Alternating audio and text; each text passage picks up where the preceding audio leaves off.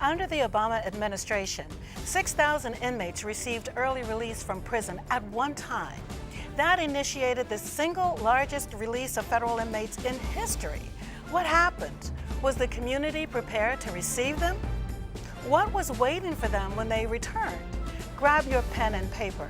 Learn from those who were there. So there you are, shuffling through a stack of resumes and you come to mine. This is it, first impression, my way in. But can my resume show you how I truly stand out?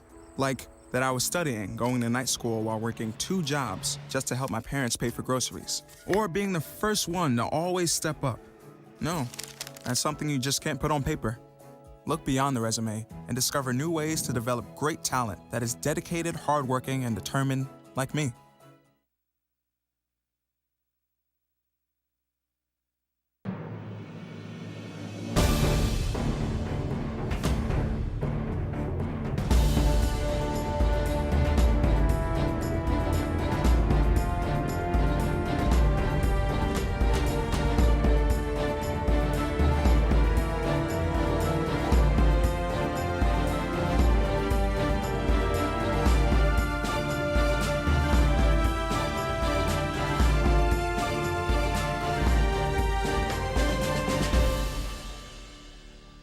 Hello and welcome to the Clarion Call Show. I'm Janice Liggins, your host.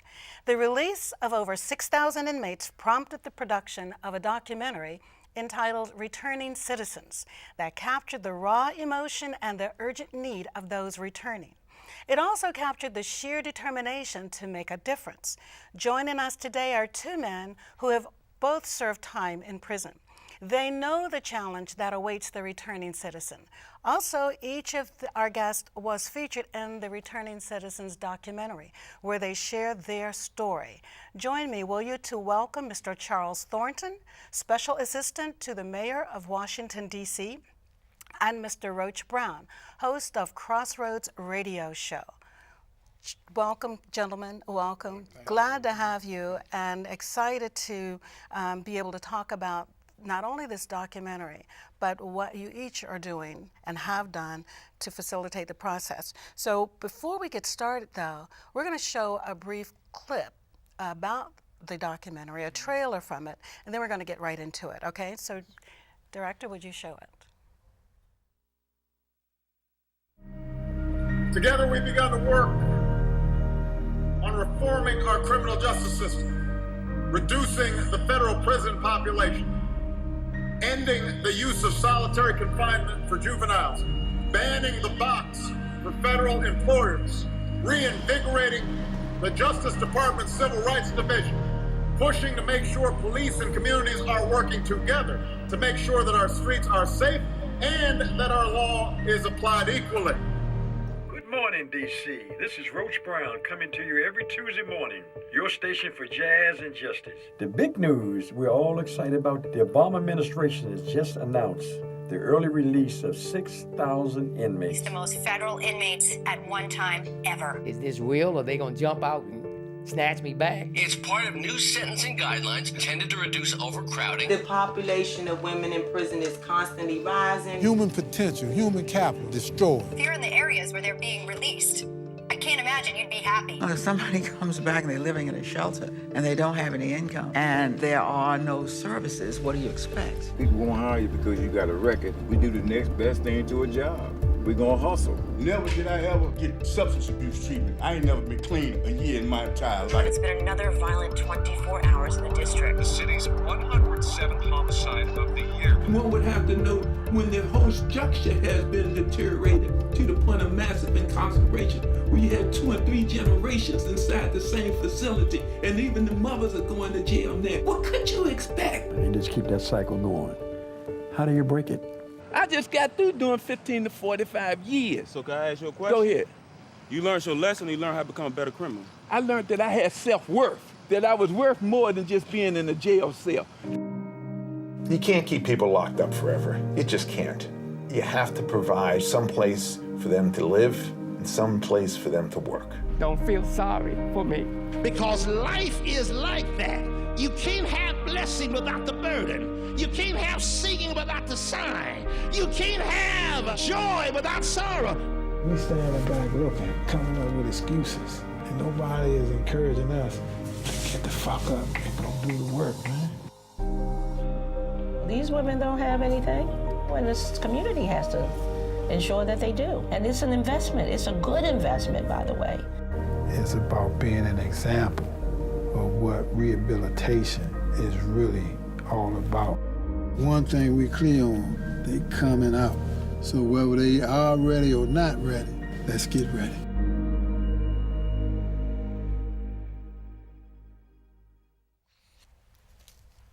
Wonderful. That's powerful. What prompted you to want to be in the documentary, even from the beginning? Why did it grip you? Well, the history in reference to the documentary, I wanted to be able to show that there are successful reentrants, people who are coming home, who are turning their lives around, and are transforming not only their lives, but also communities and helping other people. So, as in the documentary, I said I want to be an example. So that was my opportunity to really show that, I am being an example. What about you, Rod?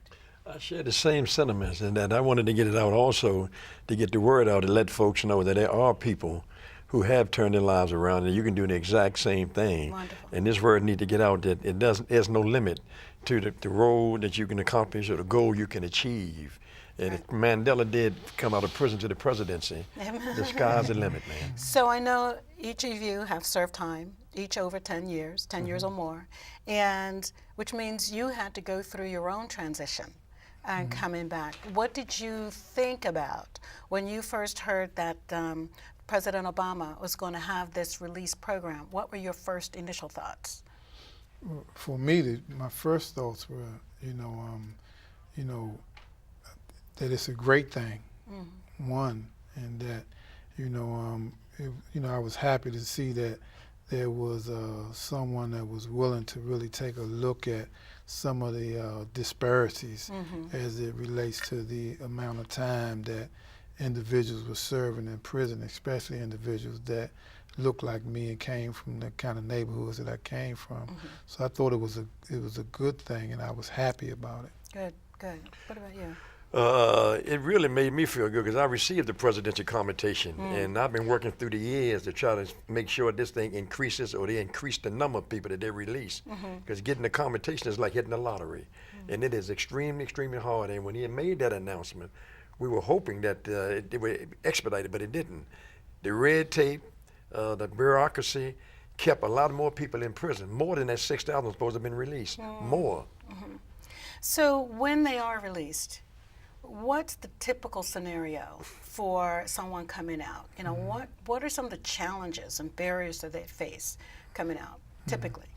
I mean, first, reintegration is something that, in terms of challenges and barriers, most people are released homeless, right? And very few people, especially, the people that we're talking about that were being released by President Obama, has served a lot of time in prison. Most of their families have moved on. If you didn't have a family member to welcome you back, then typically you would wind up maybe in a homeless shelter or somewhere, a transitional home, if they were available in the jurisdictions that you came home to. So, I mean, not having a place to go to start out with, is for an adult, for anyone, trying to transition back into society through a homeless shelter is almost like going from prison A to prison B. In prison A, you have access to 3 hots in a cot, food, water, but in prison B, that shelter, you have to pay for everything.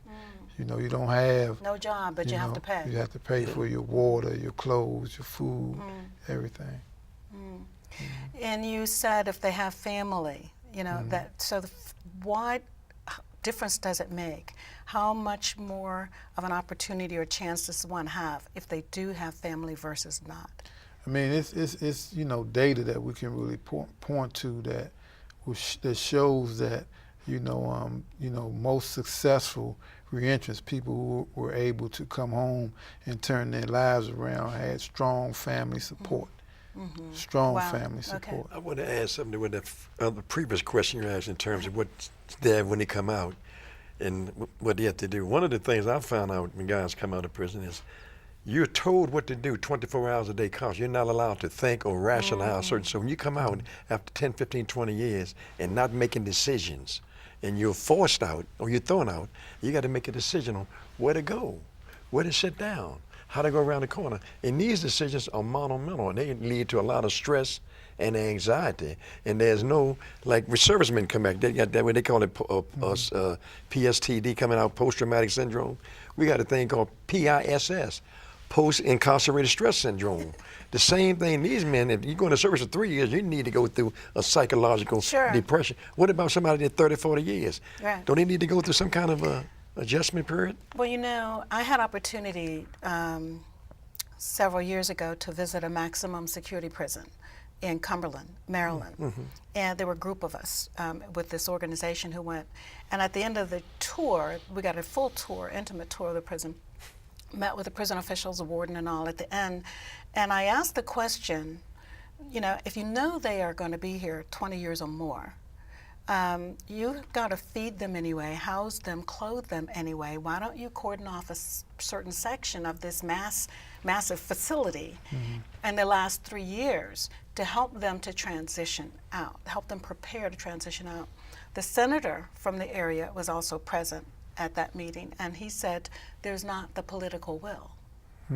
So taxpayer money is being spent anyway to house them, but to help them prepare to get out is not part of the picture. That's not part of the equation. That's their jobs. Well, but we got to change that, is what I'm saying, because they should, their release should be planned before they ever go in. When they start, there should be a plan for release. Yeah, and one of the things, and I'm familiar with Cumberland Prison because, district residents who I happen to, be right now, I'm the board chair of the Corrections Information Council, and the role of the Corrections Information Council is to go into institutions where district residents are housed and to do inspections, and those inspections, part of the inspection process is to look at the programs and they look at the program offerings that are, at those, specific institutions. So I would say that, every institution, should begin, putting, individual development plans in place for individuals. And you mentioned 3 years prior to being released, and in some cases, it's often said that reentry starts the minute you start, the minute you go into an institution, right? Along with the, the prison plans, a lot is, up to the individual themselves, to begin to, formulate that mindset and that attitude of, transformation and rehabilitation while incarcerated, and there are, and it's, certainly, not enough, but there are opportunities, to, get involved in, religious services, to get involved with educational services, to get involved with vocational services. But individuals have to take the initiative to do that. One of the gentlemen in the documentary said he took on a job when he got out as a trash collector, and he wanted to do that because he said he liked cleaning up garbage because at one point he considered himself part of that garbage. That was a very, very heavy statement. And so do you find that sometimes a lot of those who have served time see themselves that way? And if so, how do they overcome that? I can tie this into what I said previously. When you're inside of an institution, you can't make no decisions. Or no decision made, you feel worthless. You feel like less than a human being, even inside before you come out. And you're beaten like, have you ever lived in an environment where you everything you say is wrong for years. You're never right in a conversation with the authorities or whatever. So you're beaten down as a person, as an individual. So you're locked out. You're lost, and it's hard to adjust, to come to grips with that. I personally never looked at myself as garbage, right? I was, unfortunate. I grew up, in the 60s. I was born in the 60s. I grew up in the 70s. I was exposed to a lot of things growing up. I was a, great athlete, graduated high school, and so when I went to prison, I didn't walk in the door looking at myself as being garbage. I made some mistakes in my life, and I paid dearly for them, but garbage I was not. Amen, amen. Hold that point right there. So how does the community benefit from supporting the returning citizen? And how does the returning citizen benefit? That and more next. Stay tuned.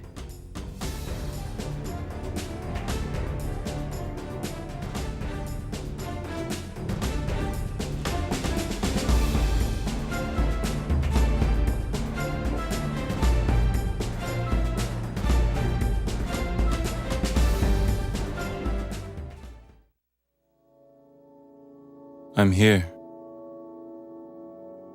Can you see me? Because I feel like I'm invisible. Like this whole place is invisible. If it weren't for the nightly news, no one would even think of this place. But down here, things look different. Down here, our spirits are bright and our dreams are vivid. And if given a chance, that's what the world would see.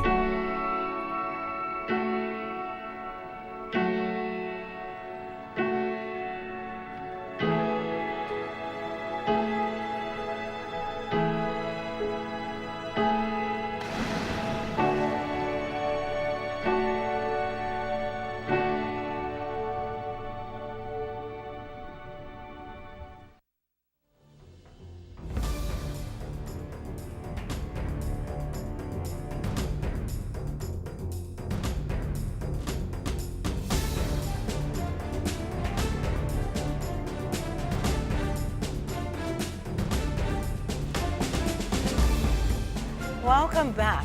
We're continuing our conversation on returning citizens, the documentary and the situation, and what they need to reacclimate into society. Joining us again are two men who are reaching back to help another, Mr. Charles Thornton and Mr. Roach Brown.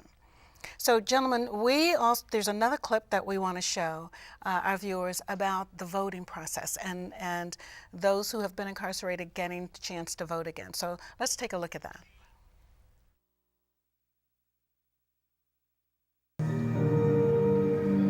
When we talk about citizenship, first thing we do is make sure you register to vote.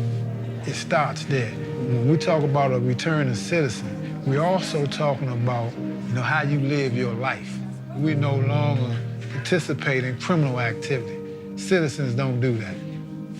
We do all the things that goes along with citizenship. We care about our communities. We reach back into our community.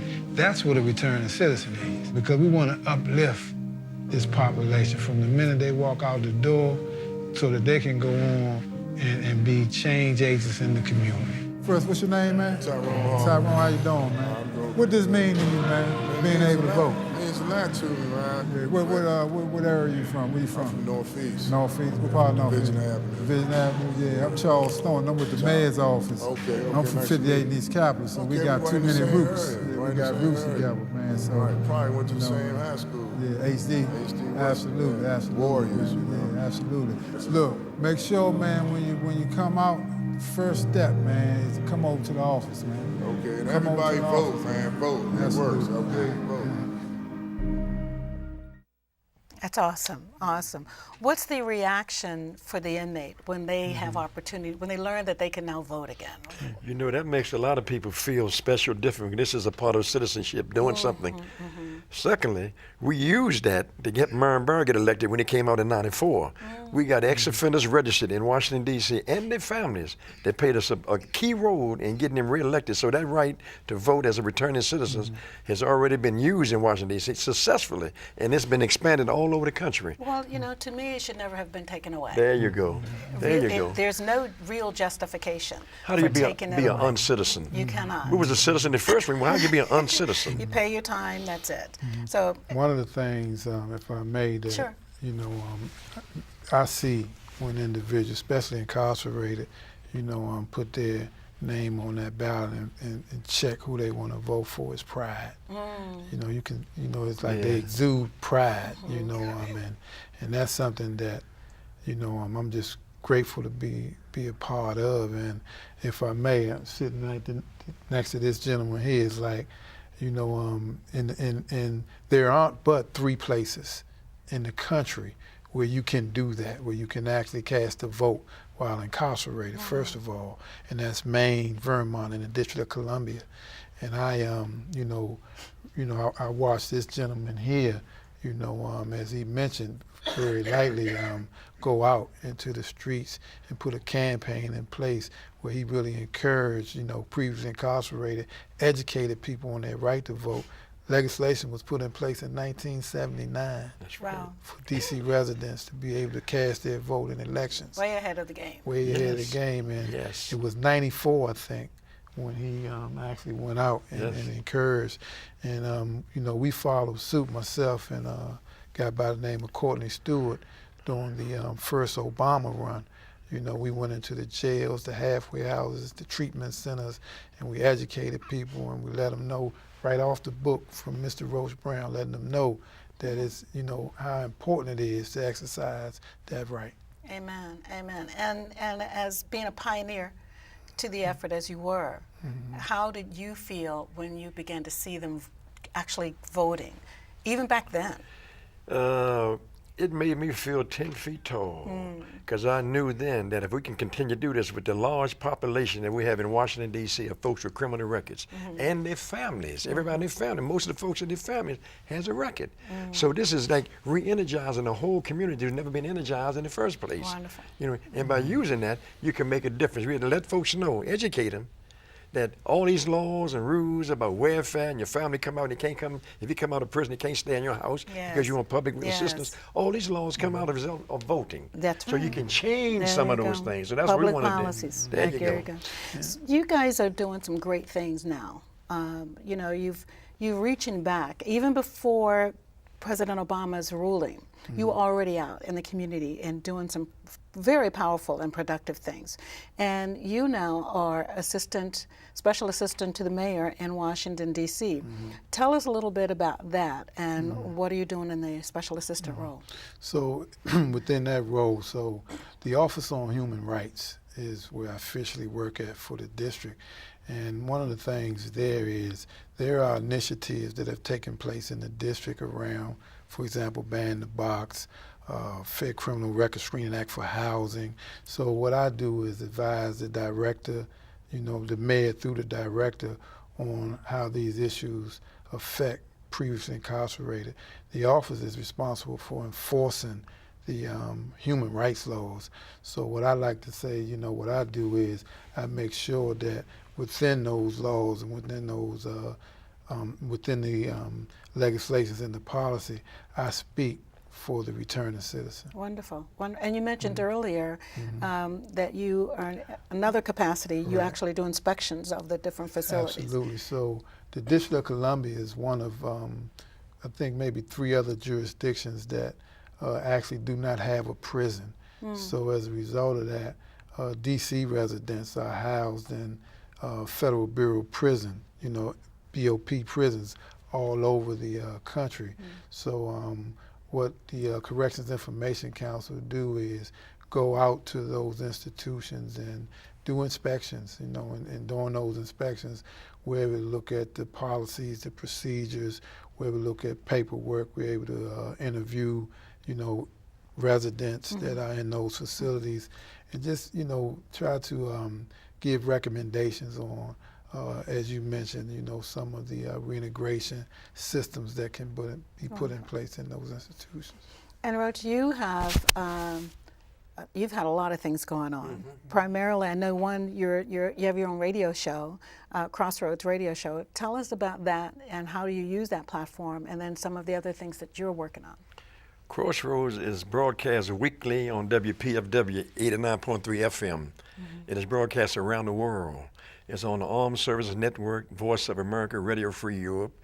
We get calls from institutions. In fact, one of the things I like about this show, we've been doing it for 8 years. We mean my wife, Mertine. We've been doing this show 8 years, strictly voluntary, without pay. We pay money to do this show. We do information to get it out to the public so folks understand what's going on inside the institutions, what's going on inside the courts, the criminal justice field, what you could do. And we like to make sure that when we do a topic, that there's a suggestion or recommendation on what the citizen or the listener can do to make an impact or difference. So Crossroads have been on for 8 years. Nice. And it just blew our mind that folk called. In fact, one guy they take our show inside of prisons and they reproduce our show inside of the cell blocks. So somebody play me, somebody play our guest. So the show is growing all around within the criminal justice system. Now, you mentioned earlier that there's another effort that you were involved in. What is that? It's called Offender Anonymous, OA, similar to AA and NA. AA is Alcoholic Anonymous or Addict Anonymous. OA is Offender Anonymous, a group that deals with sensitizing or exposing the men and women coming out of prison doing prolonged incarcerations on how to acclimate, how to adjust, how to use the technology. Well, in fact, I just briefly, one of the things is when you stay locked up 10 or 15 years, you lose your cultural awareness. Societal awareness. So if a guy come out after 20 years and he see a beautiful woman and he wanted to talk to her, he'll walk up and say, "Hey, baby, what's your sign?" And she start laughing. Say, "Chucky, where you been at? A sign?" That's how you lose a lot of things that we take for granted out here. You lose inside. So you have to adjust on many different levels. So that's what OA is about. So are there any self-imposed barriers? I mean, do the inmates hang themselves up from making progress, and what are they, and what kind of things do they need to try to get over that? In terms of self-imposed barriers, one of the things I would say there's a great deal of individuals who go to prison with addictions, and addiction is a disease, and it can be looked at as a self-imposed disease, right? And most cases, folks don't address their addiction while in prison. There's some programs that folks may go into, but just the mere fact of being in jail during a term and during incarceration does not address the disease of addiction, the root cause of the addiction. So when an individual returns, in a lot of cases, they pick right back up where they left off at, and before they even have an opportunity, to do anything successful, they're right back into the addiction, which really fuels the recidivism rate. Right. What's the most important thing you think the returning citizen needs to know or do upon coming out? Well, for me, it would, I would say the most important thing is to be able to see powers of example. Right, and that's what the documentary Returning Citizen is all about. It's about individuals who have transformed their lives, who are living successful lives. The term returning citizen, that's what it is. That's a citizen, someone who has come back to the community and has taken on citizenship. Wonderful, wonderful. Thank you, gentlemen. Thank you so much. I'm so happy to be able to have you and have this discussion. We're going to pick it back up, though. We're going to keep it going in another venue. So thank you. Thank you. Thank you. Mass incarceration is the outcome of intentional and systemic denigration of communities to achieve a desired end. Release of those very people with no support systems in place to receive them simply furthers that achievement of the desired end. The Clarion Call seeks to disrupt the prison pipeline. We're working with these organizations and will hold a screening of Returning Citizens documentary with these very men and others from the documentary as panelists for discussion. Go to our website, theclarioncall.info, and sign up for our newsletter to receive information on the screening itself. That's it for now. We hope you enjoyed the show. Join us next time, won't you, for the Clarion Call. Until then, I'm Janice Liggins. Blessings to you.